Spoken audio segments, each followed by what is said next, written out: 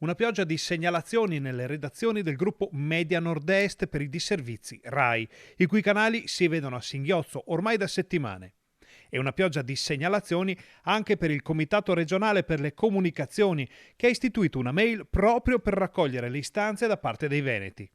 Una battaglia, quella per il segnale RAI, portata avanti dal vicepresidente del Consiglio Veneto Nicola Finco. Nel 2021 erano arrivate 2 segnalazioni, oggi siamo già oltre le 150 segnalazioni, quindi vuol dire che i cittadini iniziano a scrivere. Per noi è fondamentale perché sono dati che poi ci permettono attraverso il Ministero di fare pressione a Rai Way per intervenire e sistemare questa situazione scandalosa che oltretutto c'è solamente in Veneto e non in altre parti d'Italia. Sembrava sulle prime che la ricezione dei canali RAI a macchia di leopardo riguardasse solo la pedemontana.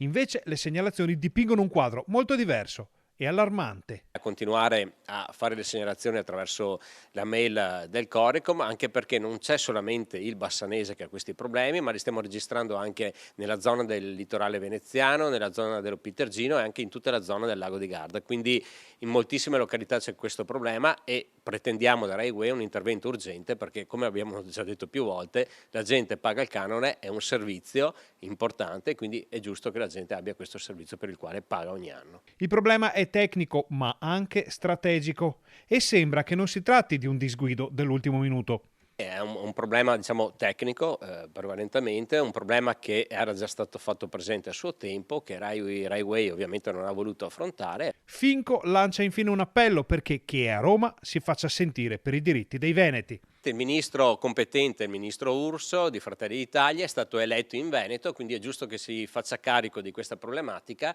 e pretenda da Rai Way un intervento urgente. Quindi speriamo che chi rappresenta il Veneto a Roma si faccia sentire.